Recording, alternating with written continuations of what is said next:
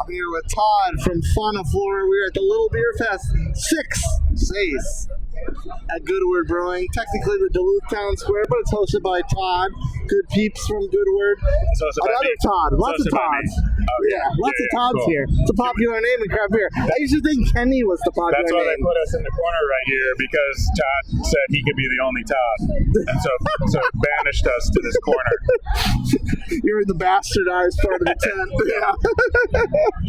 So I want to ask about this beer first, which is Don't You Dare? Don't Be Afraid. Don't be afraid. Don't be afraid. Were you afraid? I was not, because I like spicy beer. Yeah. So my Instagram friends, I'm going to call them out right now, at BeerMeGVL, at Adams Drinks Beer. They're like, oh, okay, if you're brave enough to try it, blah, blah, blah, blah, blah. So I was like, oh yeah, I have no problem with spicy beer, so I tried it. Okay.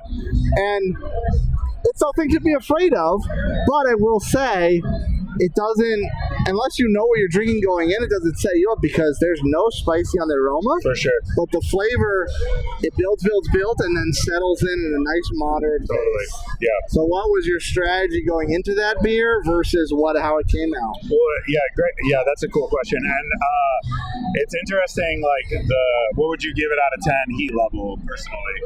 Heat level? Or just heat level? Yeah. So I think the volunteer points at 3 out of 4. I think I'd shy more towards 4. 4.25, 4 out of 10. Oh, 4 out of 10. Yeah. Cool. Yeah. That's where I'm kind of like at a 3 or a 4 on it, but at the same time, obviously the sort of like subjectivity of heat. We've had people who are like, that's a 10 out of 10, and this is like, wild. Why would you do this to us? But the peppers the peppers are from our farm. I grew the peppers. Okay. So it's a state-grown beer. We grow 2 peppers that go into that beer: Habaneras and Carolina Reapers. The Carolina Reaper is what's on the label. Metallic, bright red, devil tail looking. Officially second hottest pepper in the world still. But the habaneras are a heatless habanero, ton of citrus, kind of flavor coming off of that pepper. So the goal was to do a pale ale base, a lot of habaneras for flavor, back heating with the Carolina Reapers. So being that this is a West Coast pale ale with the heat, is there a difference in pale ale, I want to make it hot, versus a Pilsner, because we know West Coast Pilsners are a very trendy style. Is there a difference between if you were going to make this as a pale ale versus a Pilsner? Yeah, the approach is definitely to be even, like, as you can see, more in color on that, to even be a little bit more like getting kind of some of that classic, like, Sierra Nevada, like, pale ale color out of it. So we really wanted to lean into, like, not have as much. We felt like the peppers, we didn't want to, like, over compete with too many hops, which is why we also decided to go the pale ale route instead of going, like, blasting it with 4 pound per barrel dry hop on an IPA, or an aggressive hopping on a West Coast Pilsner as well. Is that a problem in competing technical space with hops versus peppers? I don't think there's a lot of there's not a lot of data out there on that particular thing. Not a lot of hot pepper beers, really out there. So this was, I think all of those could work fine, but this was our, Pardon the interruption. Cheers, guys. But that was kind of our philosophy. A little like more pale ale, hoppy, but don't let the hops overpower what the peppers are going to provide. Okay. Yeah. I have a couple of fun questions, but one's more kind of technical. At what point does a beer, because Little Beer Festival, in general, not just this particular year, is focused on lagers and crushable beers. So at what point does a beer stop being crushable? Depends on how good of a drinker you are, I guess. Well, that's true. Would be my question. Yeah. I'm pretty good at crushing 7% IPAs. West Coast, obviously. So 7% is the limit. Yeah. I think that is probably a good a good limit.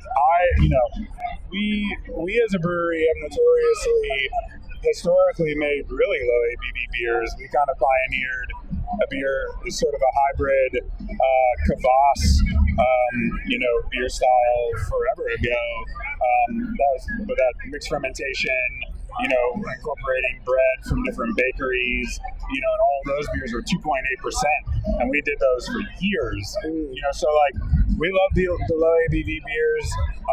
I think like to answer that question, when does something stop being crushable? I do think it's kind of based on how good of a drinker you are, but like I think it's responsible to be kind of in that 4 to 5 range, especially for having a good time at a beer festival and not watching people like kind of like throw up all over themselves as they're leaving at the end of the day. Yeah, and on Fonta, Flora.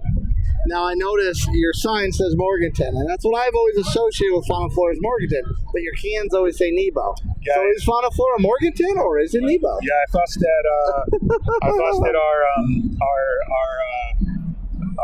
national and our national sales manager when we got in here that it says Morganton.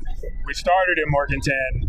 Our production facility is on a 15-acre farm in Nebo, North Carolina. Okay. We make no beer in Morganton, but that is where we started. Okay. Yeah. So Nebo is is the ground level of where you get all your product, but absolutely. Yeah, Morganton is just the top room. That's where you sell. Location in Morganton. Yeah. It's a really cool pub. We just don't brew beer there anymore.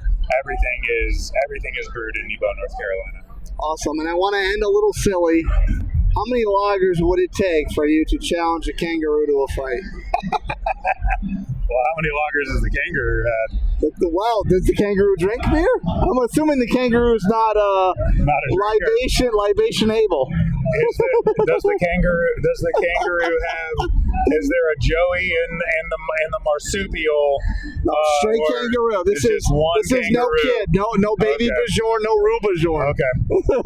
Man, I'm going to have to move on to some 7% West Coast IPAs to be able to challenge. I've heard they're notoriously they're like dicks, right? Like they'll fuck you up. Yeah. So I'm gonna say a hard pass on the fighting a kangaroo. Hard pass. Yeah. There is no level of beers you can drink. There's no level of beers. You set me up with the 7% IPAs. I thought that was the baseline of what you could drink to do it. But there's no level of beers to challenge a kangaroo. Man, then you're just like you're drinking all these beers and then you're really sluggish. And then fighting a kangaroo that has also had no beers. Man, this is an unfair fight. I want that kangaroo to be also drunk, and then we'll spar. All right, that's a fair caveat to that. Todd from Fonta, Flora. Thanks for joining me. Cheers, y'all. Cheers, everyone, and cheers to you. Man. Thank you. Yep.